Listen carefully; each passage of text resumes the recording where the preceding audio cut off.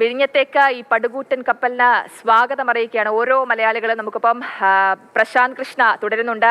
പ്രശാന്ത്, നമുക്ക് ആ ദൃശ്യങ്ങളിൽ കാണാൻ സാധിക്കും ഇനി കുറച്ചുകൂടെ ദൂരം മാത്രമേ ഉള്ളൂ ഈ വിഴിഞ്ഞ തുറമുഖത്തേക്ക് ഈ ഒരു പടുകൂറ്റൻ കപ്പൽ നങ്കൂരമിടാനായി. അപ്പോൾ ആ ചരിത്ര നിമിഷം അടുത്തുകൊണ്ടിരിക്കുകയാണ് പ്രശാന്ത്.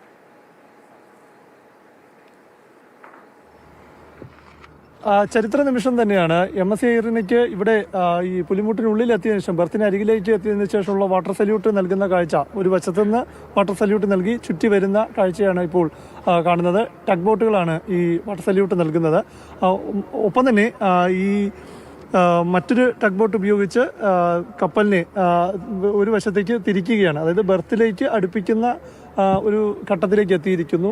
ഇനി ഈ നമ്മൾ കാണുന്ന ഈ ക്രെയിനുകൾ ഘടിപ്പിച്ചിരിക്കുന്ന ബർത്തിന് സമാന്തരമായി ഈ കപ്പലിനെ ചേർക്കുന്ന നീക്കങ്ങളാണ് ഇപ്പോൾ നടന്നുകൊണ്ടിരിക്കുന്നത്.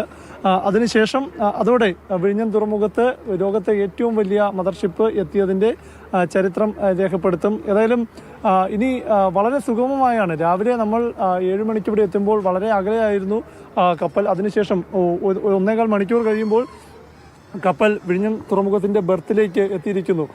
ഈ ലോകത്തെ ഏറ്റവും വലിയ പടുകൂറ്റൻ ചരക്ക് കപ്പൽ പോലും ഒരു തടസ്സങ്ങളുമില്ലാതെ കടന്നെത്താൻ കഴിയുന്ന അത്രയും വിശാലമാണ് വിഴിഞ്ഞം തുറമുഖം എന്നത് ആവർത്തിച്ച് തെളിയിച്ചു കൊണ്ടിരിക്കുക തന്നെയാണ്. അതുതന്നെയാണ് ഈ MSC ഐറിനയുടെ ഈ നങ്കൂരമിടൽ ഈ മുഹൂർത്തവും അത് വീണ്ടും ഊട്ടി ഉറപ്പിക്കുന്നത് തന്നെയാണ്. ഏതായാലും വലിയ അതിമനോഹരമായ കാഴ്ച, മനോഹരമായ നിമിഷം തന്നെയാണ്. കപ്പൽ പുറംകടലെത്തിയിട്ട് 4 ദിവസമായി. അപ്പോൾ ഇന്ന് ഇത് നങ്കൂരമിടുന്നു. അപ്പോൾ എത്ര ദിവസം ഈ കപ്പൽ തീരത്തുണ്ടാകും?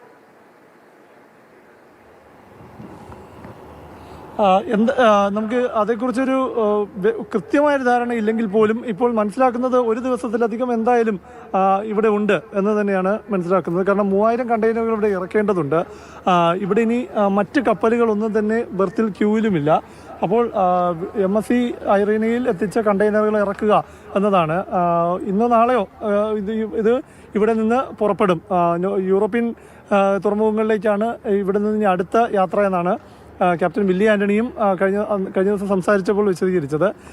ഏതായാലും ഇവിടെ ഈ ക്യാപ്റ്റൻ വില്ലി ആൻ്റണിക്കൊന്നും ഇവിടെ തുറമുഖത്തിറങ്ങാനോ നമ്മുടെ ജില്ലയിലേക്ക് പ്രവേശിക്കാനോ സാധിക്കില്ല. കാരണം വിഴിഞ്ഞം രാജ്യാന്തര തുറമുഖത്തിന് എമിഗ്രേഷൻ ക്ലിയറൻസ് ലഭിച്ചിട്ടില്ല. അപ്പോൾ എമിഗ്രേഷൻ ക്ലിയറൻസ് ഇല്ലാത്തതുകൊണ്ട് തന്നെ ഇവിടെ ക്രൂ ചേഞ്ചിങ്ങും സാധ്യമല്ല. അതായത് ഈ കപ്പലിൽ വരുന്ന ക്യാപ്റ്റന്മാർക്ക് അവർക്ക് ഇവിടുന്ന് സൈൻ ഓഫ് ചെയ്യേണ്ട സമയമാണെങ്കിൽ അവരെ ഇവിടുന്ന് മാറ്റി പകരം വേറെ ക്യാപ്റ്റന്മാർക്ക് ഇവിടെ നിന്ന് ഈ കപ്പലിൻ്റെ നിയന്ത്രണം ഏറ്റെടുത്ത് മറ്റ് തുറമുഖത്തിലേക്ക് യാത്ര തുടരാൻ സാധിക്കില്ല. അപ്പോൾ ആ ഒരു സാങ്കേതികമായ ഒരു തടസ്സം ഇപ്പോഴും നിലനിൽക്കുന്നുണ്ട്. എത്രയും വേഗത്തിൽ തന്നെ ക്രൂ ചേഞ്ചിങ് കൂടി ഇവിടെ യാഥാർത്ഥ്യമായി കഴിഞ്ഞാൽ അത് ക്യാപ്റ്റൻ വില്ലി ആൻ്റണിയെ പോലെ മലയാളികളായ ഒരുപാട് പേർ ഇതുപോലുള്ള വലിയ മദർഷിപ്പുകളിലും ഫീഡർഷിപ്പുകളിലുമായി ഇവിടെ വരുന്നുണ്ട്.